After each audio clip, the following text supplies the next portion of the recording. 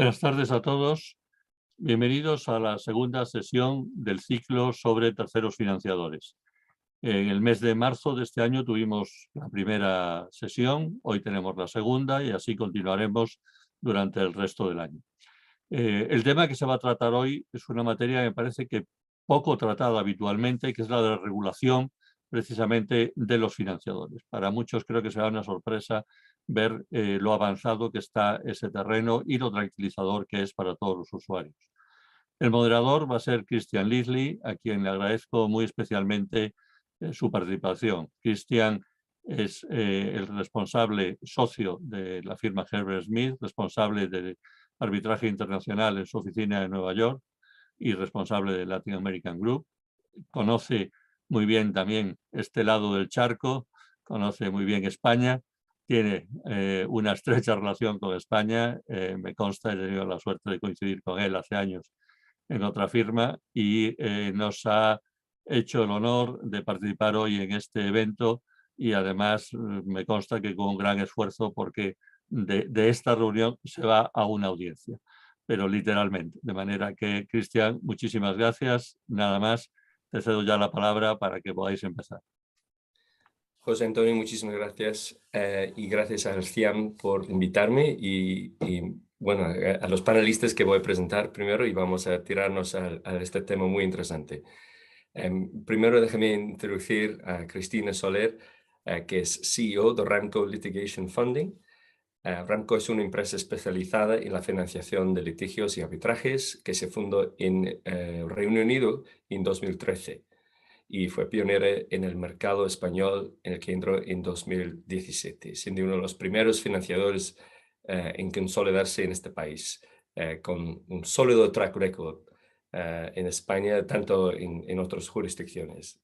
Cristina tiene más de 20 años de experiencia y tiene un CV súper impresionante, también habiendo sido una litigadora en el Departamento de Litigios y Arbitraje en Gómez Acebo y Pombo.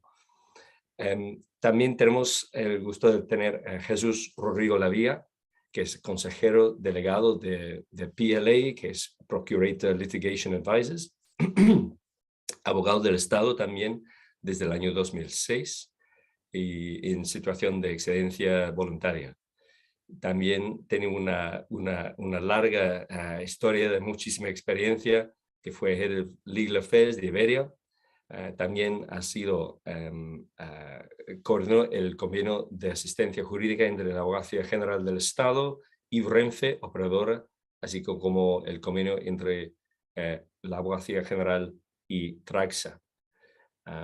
Muchas gracias, Jesús, por participar. Y también tenemos a Charles Demoulin, que es Chief Investment Officer de Deminor, también consejero ejecutivo y accionista, y se unió en Deminor en 1999, y antes fue abogado en el bufete de Allen & Overy en Bruselas, en el departamento de Dispute Resolution. Y Deminor estaba fundado en 1990 y también tiene una gran experiencia a nivel mundial en la financiación y maneja varios casos y varios proyectos por muchísimas jurisdicciones, que no voy a poner la lista, que efectivamente son los capitales principales por todo el mundo.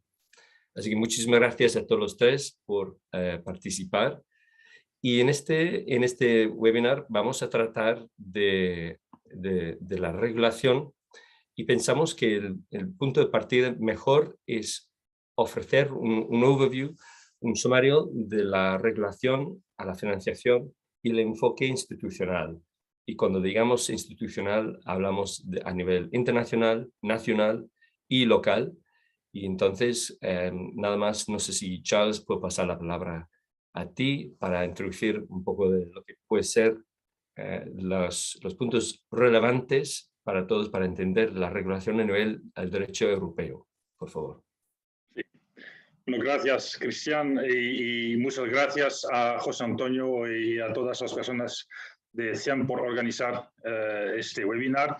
Me encanta estar aquí de nuevo con vosotros y con Cristina y Jesús para compartir experiencia. Pues regulación al nivel europeo no hay regulación general de la actividad de financiación de litigios. Todavía no hay. Hay una pequeña excepción, es para las acciones para consumidores. Hay una directiva europea de 2020, pero eso no tiene nada que hacer con arbitraje, por supuesto. Son acciones colectivas y en la directiva de 2020 hay un artículo que trata del tema de la financiación y sobre todo para proteger los intereses de consumidores, la transparencia, pero es la única excepción que tenemos. Lo que sí hay ahora es una iniciativa por parte del Parlamento Europeo para regular, en este caso regular de forma general, la actividad de los financiadores. Eso no viene de la Comisión Europea, no forma parte del plan y de los proyectos de la Comisión Europea. No es muy claro de dónde viene la iniciativa. Yo personalmente no puedo excluir que es una forma de lobbying, pensamos, pero creo que Cristina y Jesús también tienen su opinión en este tema y podremos discutir más adelante en esta presentación. Pero es un proyecto o una iniciativa que, bueno, a nosotros nos parece que va muy lejos y es muy estricta. No estoy seguro que va a ser adoptada en su forma actual. Hay mucho retraso, no parece ser una prioridad para el Parlamento Europeo tampoco. Pero sí se pide, y hablaremos de este aspecto más adelante, nos parece, bueno, una forma de regulación, ¿por qué no? Para todos los que nos escuchan hoy, no tienen que pensar que a los financiadores no les gusta la regulación. No es la verdad que estamos en contra de la regulación, pero este tipo de regulación es más proteccionismo que regulación para todas las partes. Pero en la actualidad, ahora mismo, no hay regulación al nivel europeo de la financiación de litigios.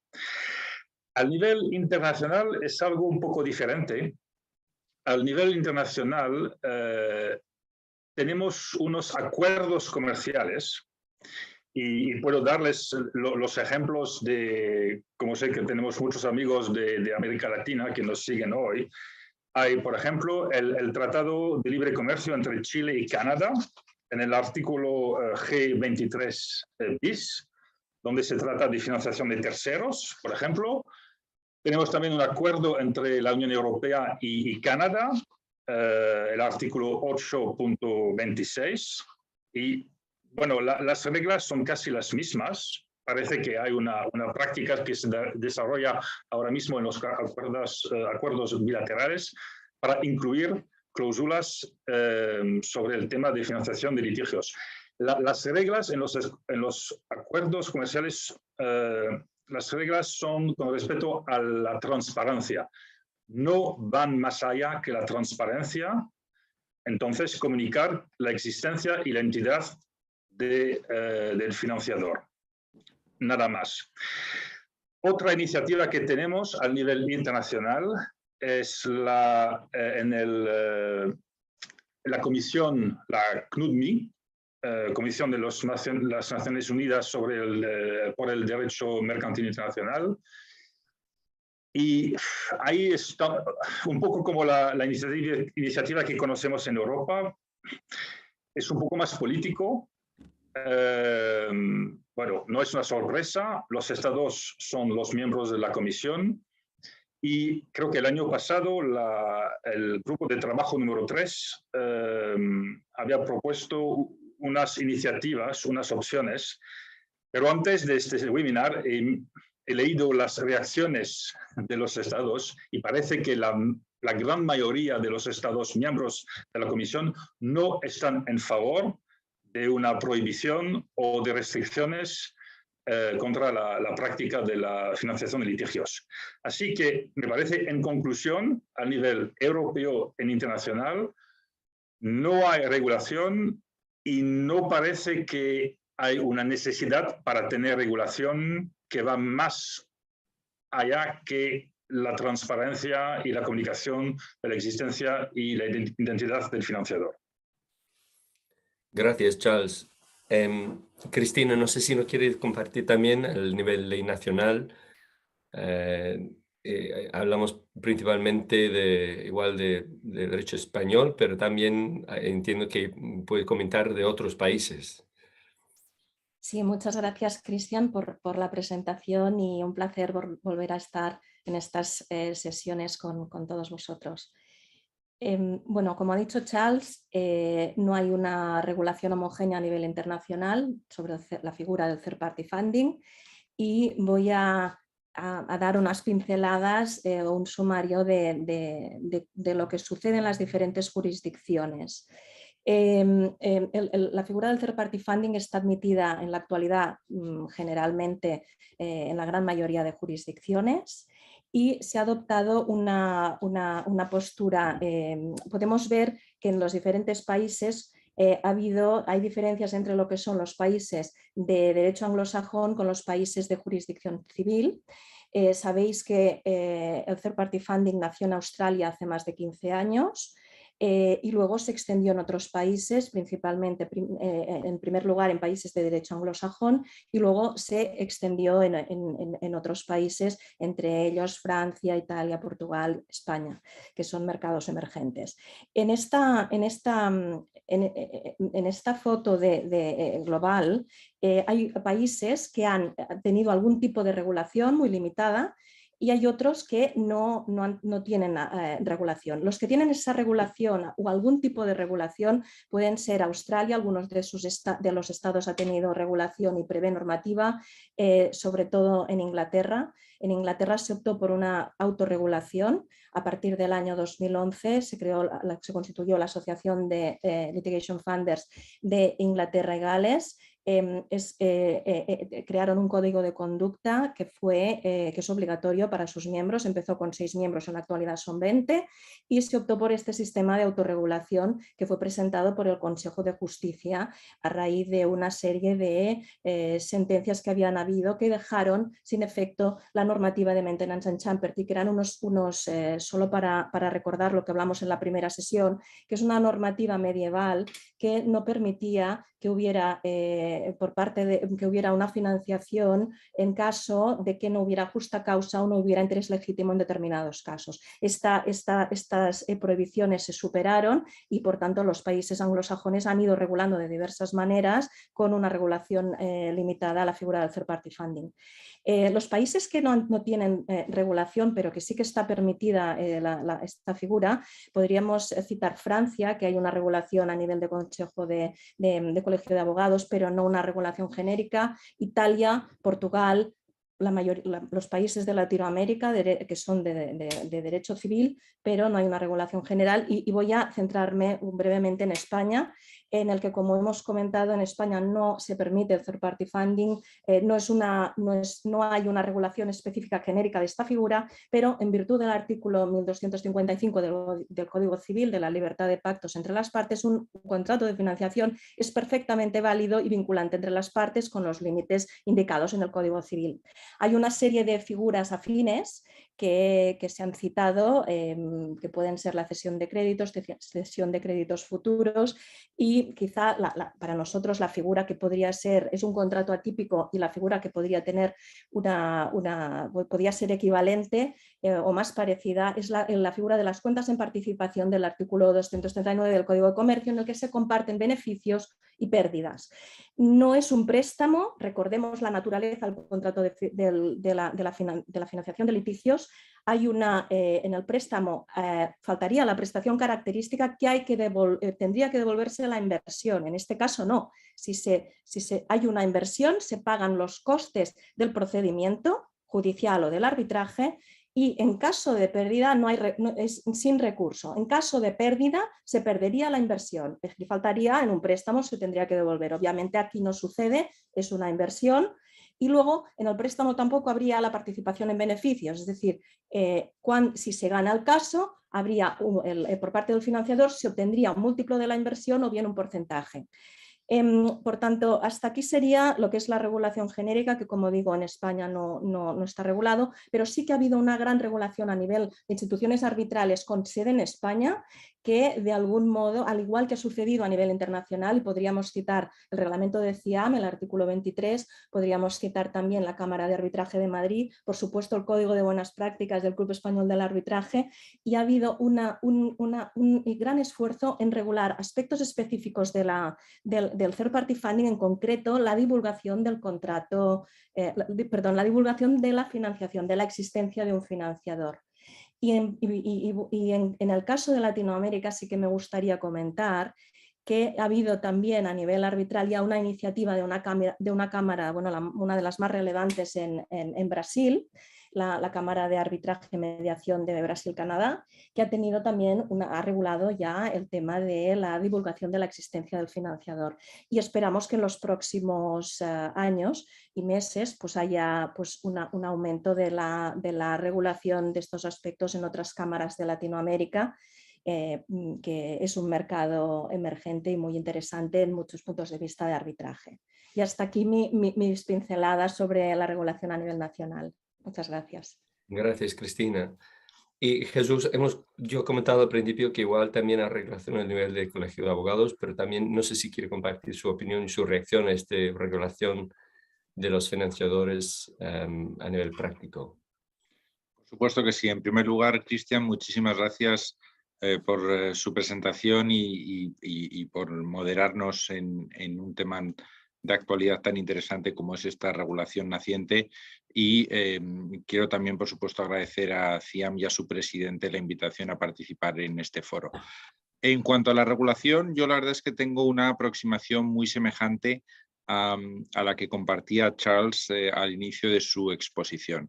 Yo creo que la industria de financiación de litigios es una industria naciente en los sistemas continentales, de gran tradición en sistemas australianos, americanos y anglosajones, y yo la calificaría como una industria sofisticada. Por lo tanto, yo creo que es fundamental que el legislador que vaya a regular regule conociendo bien cuáles son las prácticas de la industria, por cuanto en otro caso podemos tener la sensación de que se regula a base de intereses sin tratar cuestiones que muchas veces son importantes y en otras ocasiones estableciendo como cuestiones problemáticas cuestiones que ya están claramente superadas por la práctica de la industria y solucionadas desde un punto de vista contractual.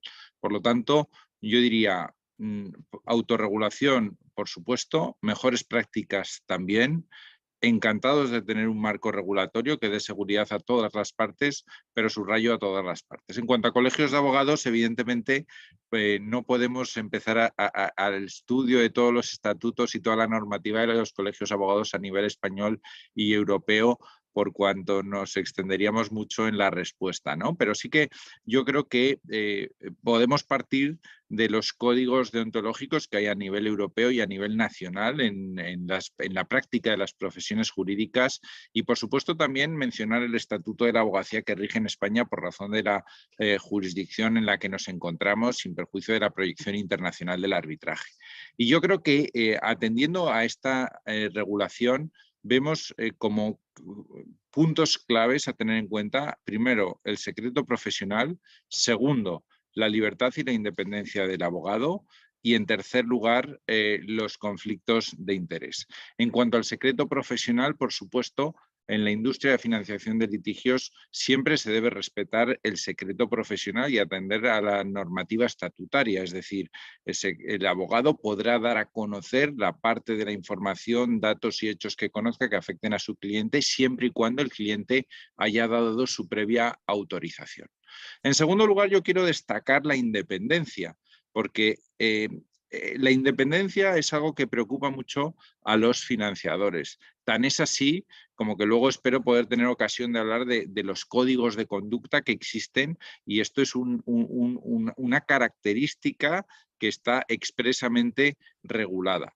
Y tan es así que un socio financiero para un cliente siempre va a velar por la independencia. Es decir, muchas veces se habla del riesgo de que el abogado que no asesore al cliente y al fondo. Por supuesto, ahí hay un conflicto de interés que nunca vamos a entrar en él. Pero no se olvide que el primero que quiere independencia y un abogado distinto al abogado del caso es el fondo, para poder hacer una valoración perfecta y cierta de los hechos y del caso. Y también tampoco se olvide que esta cuestión se supera con posterioridad a través de los contratos y garantizando la independencia en las decisiones entre abogados y clientes. En cuanto a conflictos de interés, luego yo creo que si hablamos de los reglamentos de conducta podremos desarrollar cómo están resueltas estas cuestiones, no solo desde un punto de vista de la autorregulación de la industria, de las mejores prácticas, sino también desde un punto de vista contractual. Y yo querría acabar esta introducción refiriéndome a dos últimas cuestiones. La primera de ellas, que el Código de Conducta de los Solícitos de Reino Unido les dice que deben informar a los clientes de la posibilidad de financiar el caso. Eso es un tema al que no se ha llegado en la jurisdicción española, pero yo sí que creo que es ciertamente interesante. Por supuesto, hay distintas vías de financiación del caso y no significa que el solicitor tenga que recomendar a un fondo de litigios o a varios fondos de litigios. Pero sí conceptualmente creo que demuestra que el sistema de corte anglosajón está avanzado porque se aproxima al activo litigioso como un activo de clase, aparte de lo que es como controversia existente que vincula a dos partes. Y finalmente también, como nos apuntaba Charles en conversaciones preparatorias, el Colegio de Abogados de París, que ya en el 2017 se pronunció favorable a favor de la práctica de financiación de litigios y, por supuesto, y resumo para no extenderme más, respetando las obligaciones deontológicas de los abogados y respetando la independencia de los abogados. Gracias, Jesús. Cristian, si Sí, puedo por favor. algo, si me permite eso. Por favor. Punto, porque Jesús ha dicho algo muy importante sobre la práctica en Inglaterra, el deber del abogado de mencionar a su cliente que existe la posibilidad de utilizar financiación. Me parece que este deber profesional también existe en Alemania.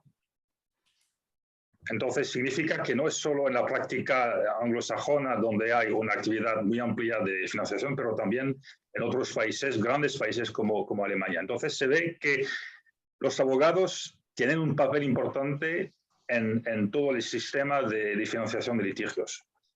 Gracias. No, gracias, Charles. Y una pregunta para todos, efectivamente, porque en resumen tenemos muchos niveles de regulación, pero parece bastante ad hoc hasta ahora y que igual hay poca coordinación a nivel entre estos niveles de cómo se pueden o deberían regular los financiadores, como igual están en la frontera entre el mundo de abogacía y el mundo de la financiación. Y aquí tenemos una interfaz bastante nueva todavía y hay muchos abogados, sobre todo, que están todavía aprendiendo de la potencia de la financiación en el litigio y tanto en el arbitraje. Entonces, no sé si ustedes tienen una reacción a nivel global de cómo va a seguir en el futuro. Vamos a hablar más en los próximos minutos de cómo se ven en el largo plazo el futuro de la financiación en litigio y arbitraje, pero simplemente hablando de la regulación, ¿cómo se lo ven ahora? Por ejemplo, la coordinación entre las varias instituciones. ¿Hay una coordinación o es simplemente una regulación un poco ad hoc? Pues Pues yo, parece que es ad hoc. No veo una coordinación.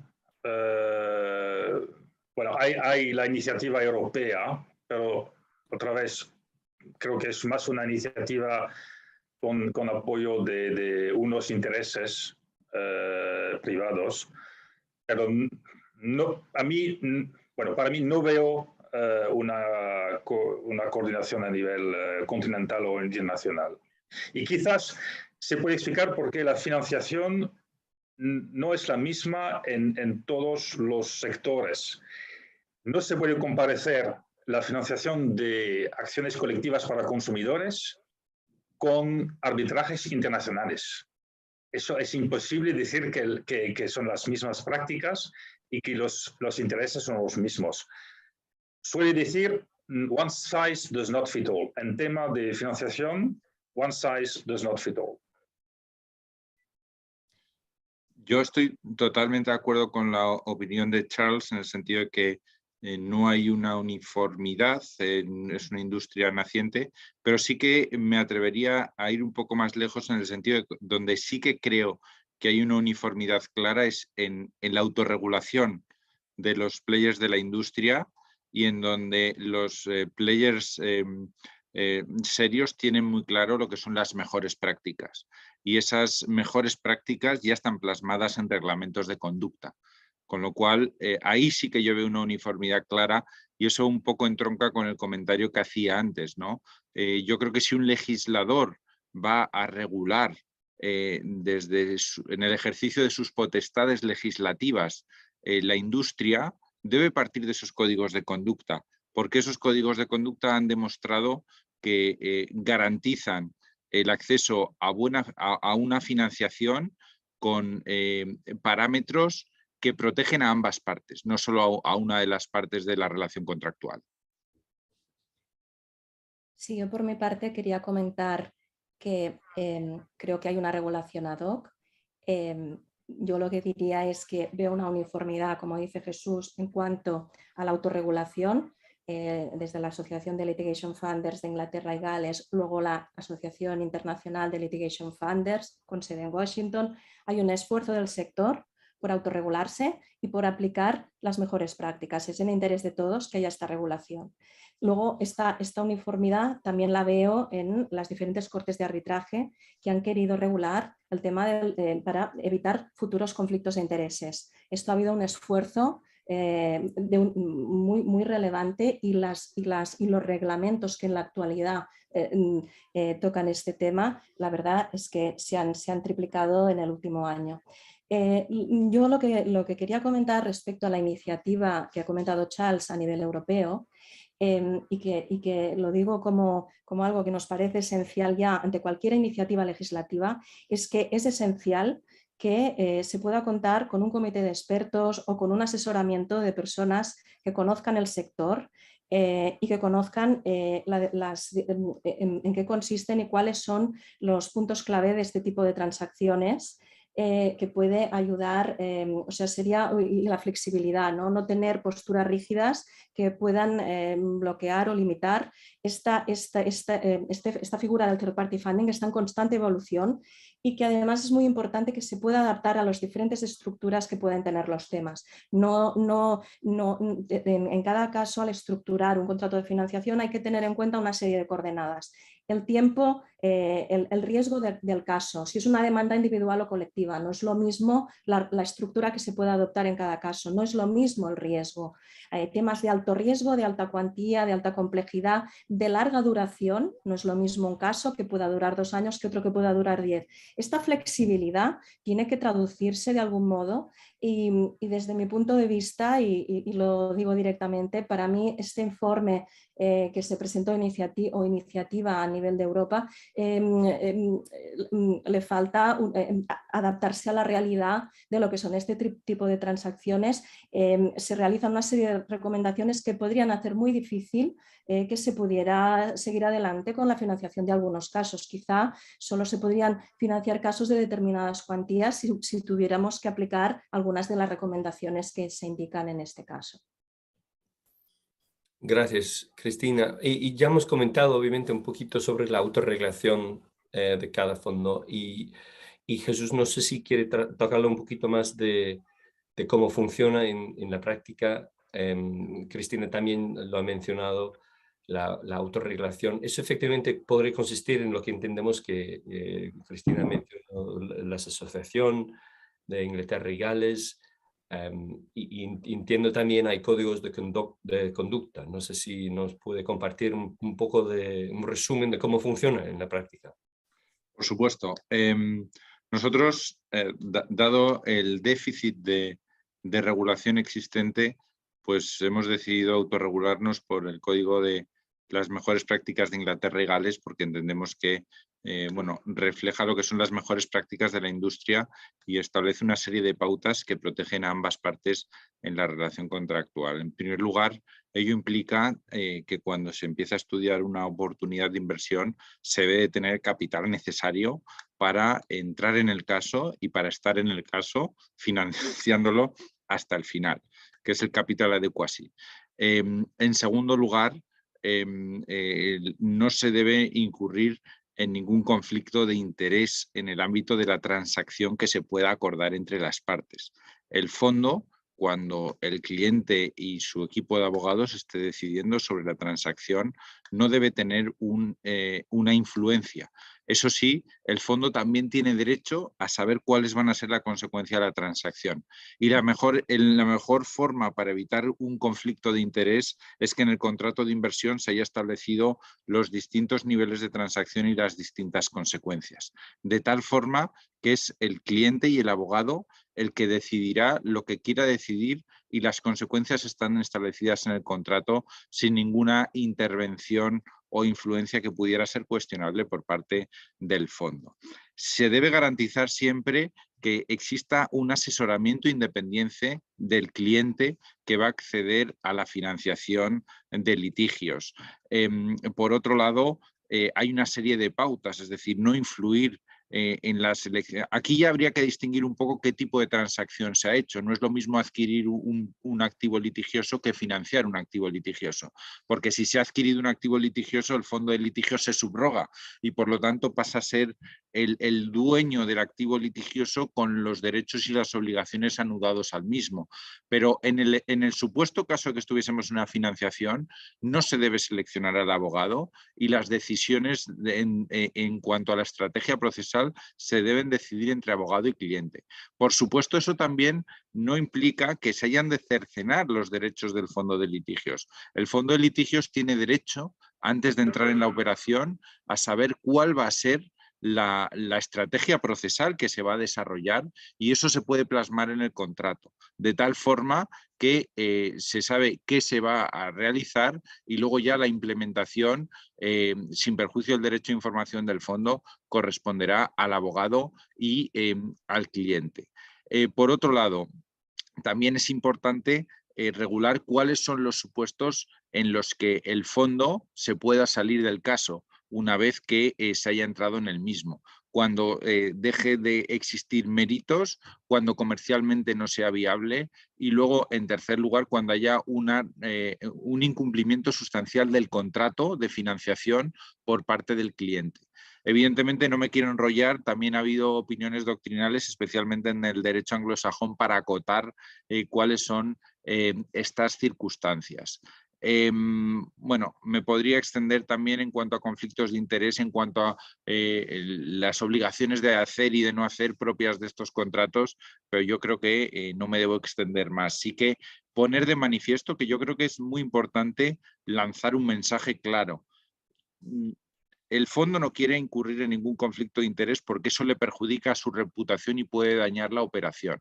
Y todas estas circunstancias que pueden teóricamente plantearse y que por supuesto teóricamente existen, hay códigos que han permitido avanzar de forma que protege a ambas partes. Esa sería la idea final que me gustaría dejar encima de la mesa.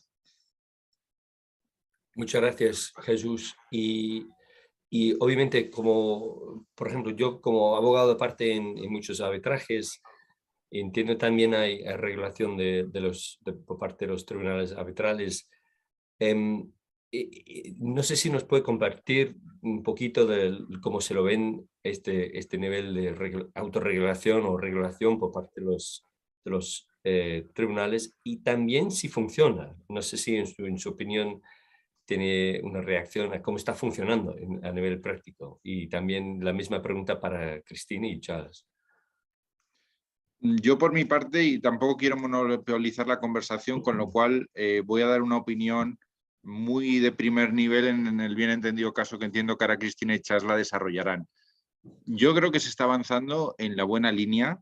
Yo creo que hay normativa de las cortes arbitrales que ya reflejan y se ocupan de la financiación de litigios. Y yo lanzo solo un titular. El fondo de litigios quiere que se sepa que está el fondo, porque el fondo de litigios no quiere crear ningún problema ni al cliente, ni a los abogados, ni a sí mismo con la operación. Y a partir de ahí podemos debatir qué significa dar a entender que existe un fondo de litigios y qué información se debe dar. Lo dejo ahí porque no quiero monopolizar. Gracias. Cristina, por favor. Sí, muchas gracias. Yo por mi parte pienso que la línea que hay a nivel de cortes, instituciones arbitrales, el esfuerzo de regulación que he comentado antes que se ha hecho recientemente, creo que es muy positivo para los financiadores.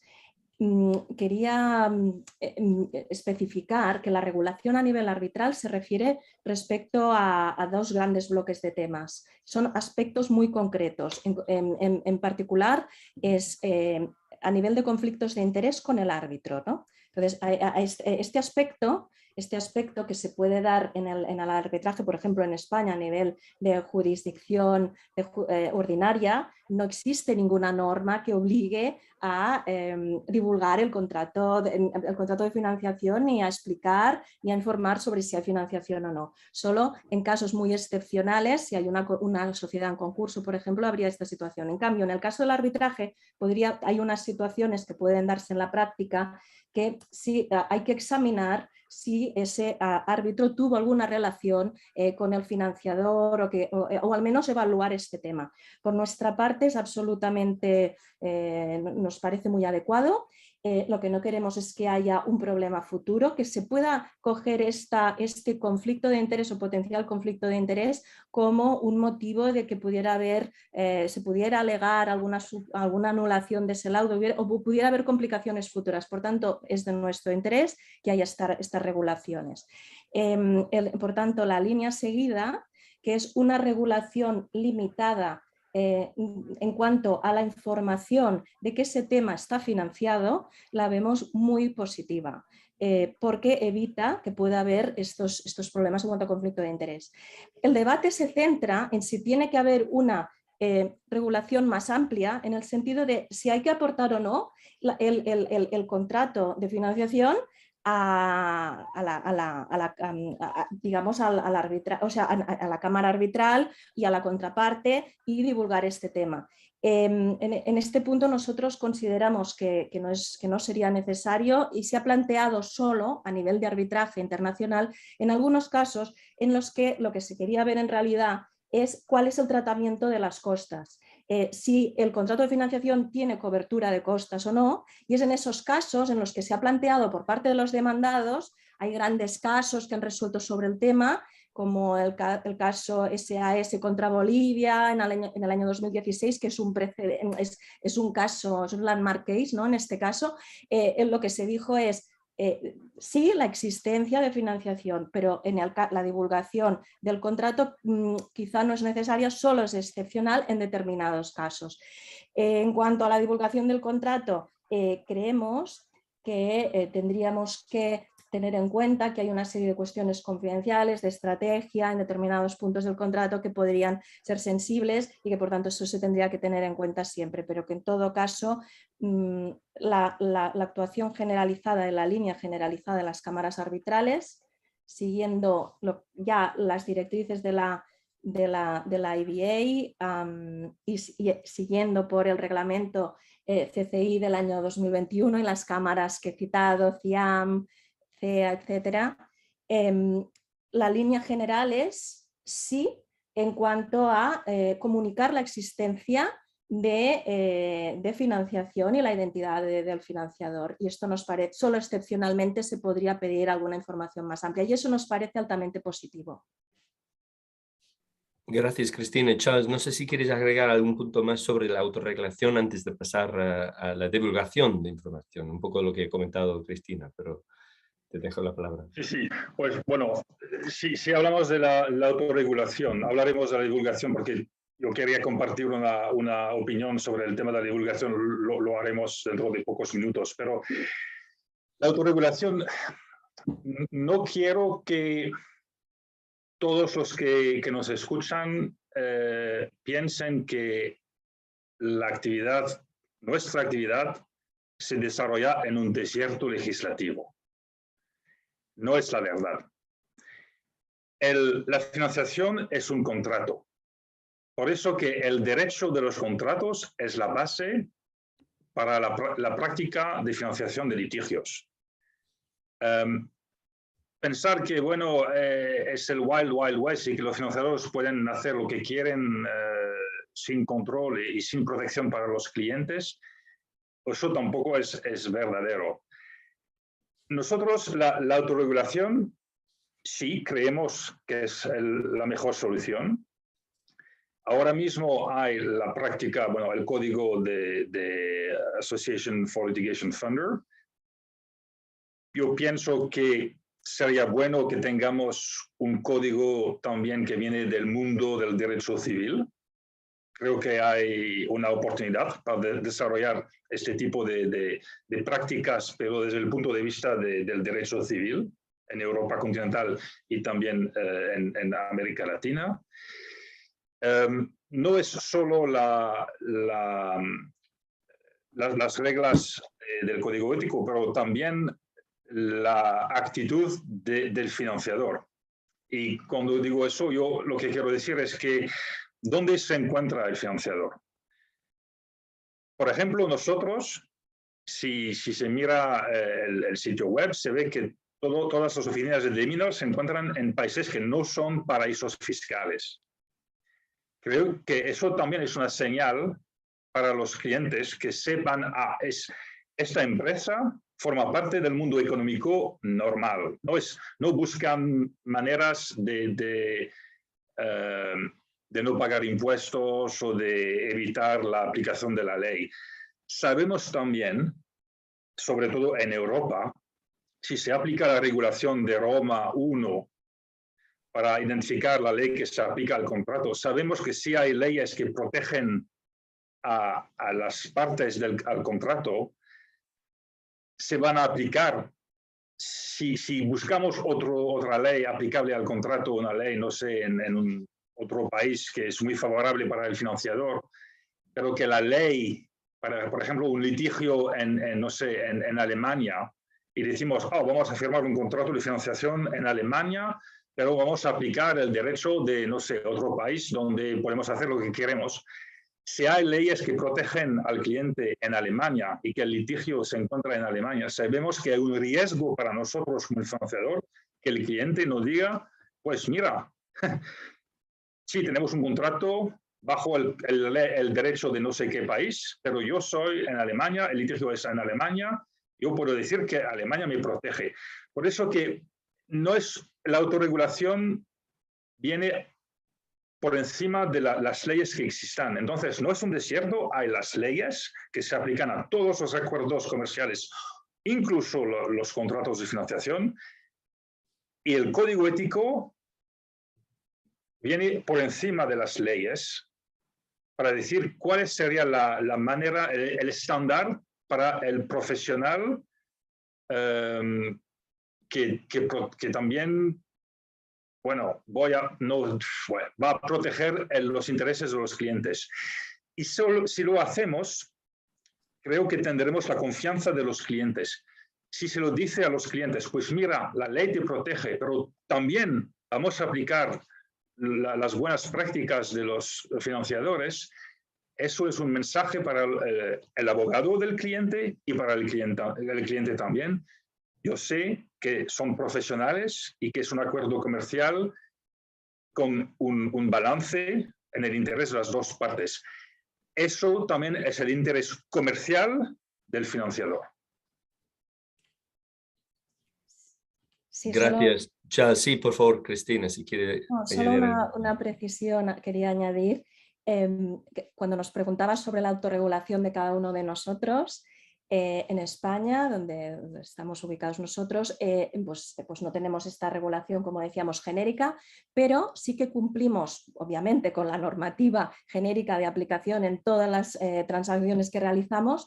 Y luego lo que hacemos es someternos al código de buenas prácticas de las dos asociaciones que he comentado, principalmente la de Inglaterra, de la Asociación de Litigation Funders, porque consideramos que son los estándares que nos parecen más adecuados por el tipo de contratos y por una serie de cuestiones. Y entonces nuestros contratos incorporan, por supuesto, las normas de confidencialidad, que ya desde el principio con el NDA pertinente, luego en los contratos, y siempre lo que buscamos es que estén alineados los intereses de las partes, que haya un equilibrio. Eso para nosotros es esencial. Es esencial que el contrato no quede en manos de una sola de las partes. Y al final, en lo de las cláusulas de salida que están en todos los contratos de litigation funding, cambio de material de circunstancias, todos los temas que pueden surgir, o en los casos de acuerdo transaccional, que es altamente interesante, o en qué control va a tener el financiador sobre los abogados, sobre la llevanza del caso. Nosotros intentamos, primero, pues, siempre que el financiado tenga un asesoramiento independiente en el contrato de financiación. Y luego estos casos que he comentado, en los que puede haber conflicto de interés, la forma en que nosotros creemos que es la más justa y es la que intentamos aplicar es que haya dependa de recomendaciones, por ejemplo, de los abogados, en caso de acuerdo transaccional también, a veces se designa un tercero independiente que dirima esa situación. Y esas son cuestiones que hemos planteado incluso en el caso de una sociedad que tuvimos que pedir la autorización porque estaba en concurso y tuvimos que divulgar el contrato de financiación en su totalidad en el marco del concurso. En ese caso lo que no se hizo es una auditoría del contrato, obviamente, pero lo que sí que se contempló y se observó por parte del juez es si había esta alineación de intereses, que el contrato no quedara en manos de una de las partes y que fuera gravoso por unas partes. Entonces, lo que intentamos con estas buenas prácticas y siguiendo esta autorregulación y estos códigos de conducta es que podamos tener esta justicia de algún modo, un contrato justo y compensado. Cristian, si me permites, a mí me gustaría destacar un tema que ha dicho ahora Cristina que me parece clave, que es la distribución de riesgos. Es decir, estamos hablando de financiación de litigios y evidentemente puede haber determinados clientes que quieran tesorería, ¿vale? La finalidad de la operación puede ser distinta, pero todo este sistema pivota en la financiación de riesgos. Entonces, estamos hablando de regulación.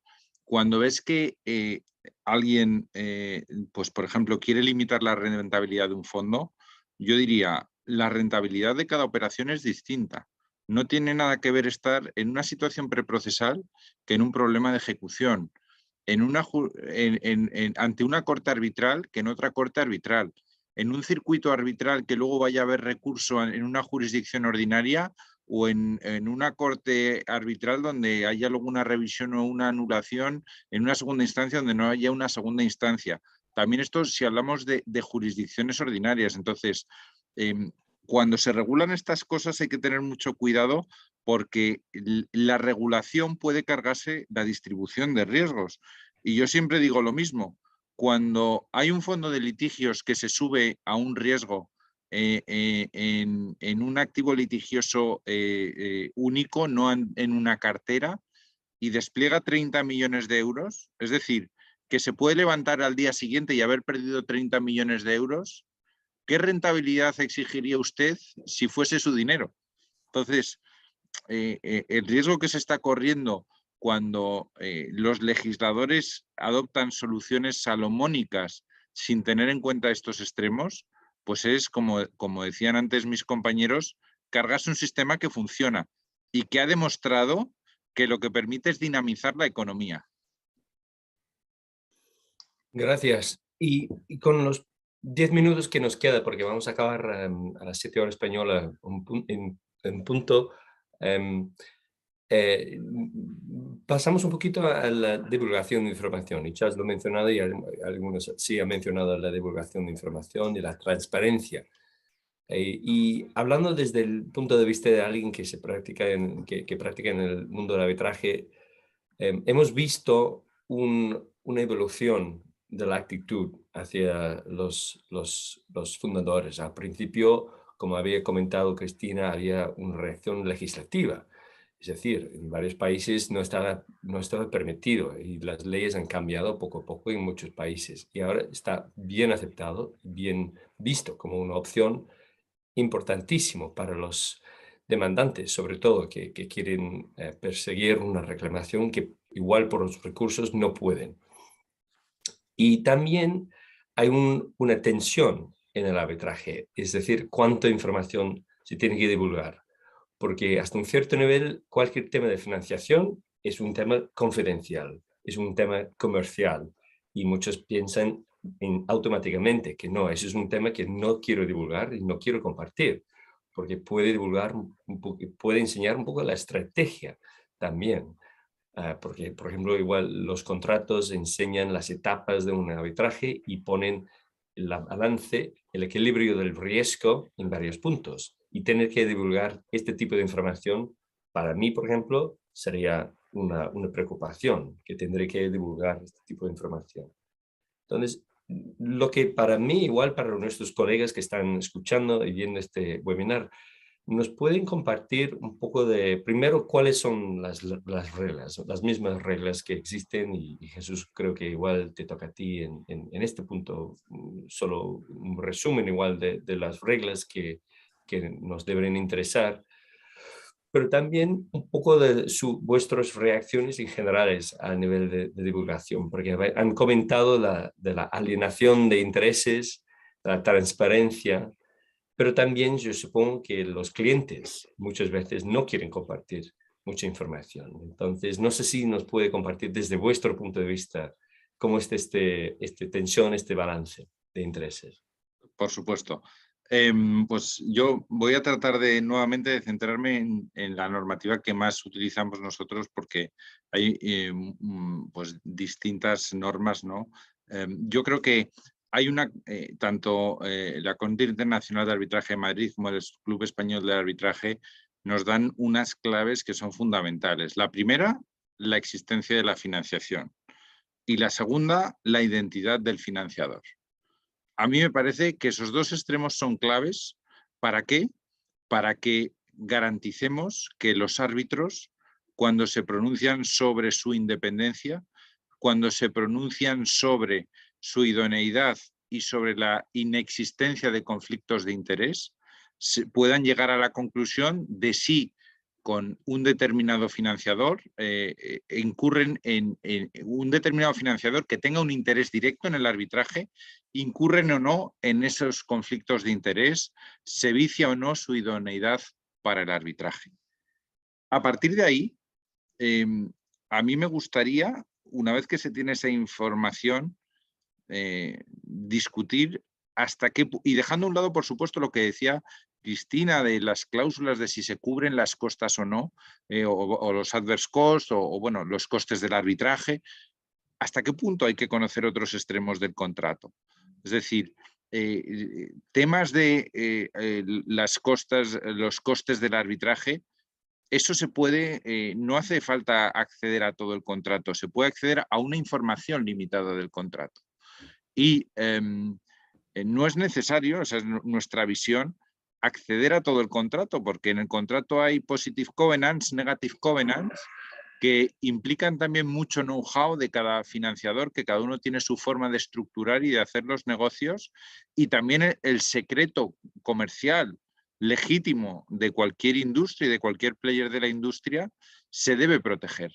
Yo creo que luego también otro tema que es fundamental es hasta qué punto, si se da esa información privilege a un litigation funding, se decae ese privilegio, porque se ha hecho pública, ¿no? Y ahí, bueno, Cristian, tú por tu formación de abogado americano, pues tienes ahí una visión más extensa que nosotros, pero a mí me gusta mucho lo que dijo la Universidad de Londres, ¿no? En su estudio, es decir, por el hecho de que se facilite esa información a un third party funding para el desempeño de sus funciones, no decae el privilegio. A partir de ahí yo creo que es necesario el sentido común, es decir, sin perjuicio de que nosotros tenemos una visión de sí a la existencia, sí a la identidad, limitar información. Cuando la información sea necesaria para valorar la idoneidad o el conflicto de interés, se habrá de facilitar. En esta línea va también el artículo 11 de las reglas de la ICC, de las reglas del 2021, que también se deben cruzar con el artículo 17, si hay un cambio de representación que pudiese afectar por una adquisición de una posición procesal en un procedimiento arbitral, declararla. Y luego finalmente también está alineado con las directrices IVA sobre conflictos de interés, ¿no? Al final yo creo que la clave está en el sentido común, que ni hay que enseñar todo, ni hay que ocultar la presencia de un financiador. Gracias, Jesús. Y con el tiempo que nos queda, igual son los últimos comentarios por parte de Cristina y Charles. Perdón, Jesús, que tengo que cortarte, pero Cristina, no sé si quiere ofrecer una reacción en los minutos que nos quedan. Bueno, es una pena que nos quede tan poco tiempo porque es un debate que podría dar lugar a muchos comentarios, pero no quiero dejar de mencionar, bueno, respecto al tema de la regulación arbitral y a la divulgación del contrato en su totalidad o no, lo he comentado antes, yo creo que en este aspecto esta postura es una cuestión excepcional y que el gran número de cámaras lo que están haciendo es algo que creemos que es muy positivo. No quiero dejar de mencionar las reglas del CIADI de 2022 que entrarán en vigor el 1 de julio, dentro de pocos días, que también han incluido bueno, el deber de informar sobre la existencia del financiador y la identidad y el esfuerzo que se ha hecho a nivel del resto de cámaras del CIAM en el artículo 23 y bueno, a nivel del Club Español del Arbitraje no puedo dejar de decir que estuvimos varios años en la comisión asesora del Código de Buenas Prácticas y para nosotros una de las cuestiones que fue esencial es que pudiéramos evitar que hubiera conflictos de interés y que se complicara el tema, que nuestro interés es que el tema tenga éxito y no haya cuestiones complicadas y es en interés de todos que haya una regulación. Y lo último ya, que cualquier iniciativa de regulación siempre tiene que tener este grupo de expertos que puedan informar sobre estas cuestiones ya de contrato de financiación. Hemos comentado algunas, confidencialidad, conflicto de intereses, acuerdos de transacción, estas cuestiones que se nos plantean en la práctica en los acuerdos de financiación y entender muy bien pues los diferentes tipos de transacciones que nos podemos plantear. Y sobre todo que haya una flexibilidad que permita el desarrollo de esta figura.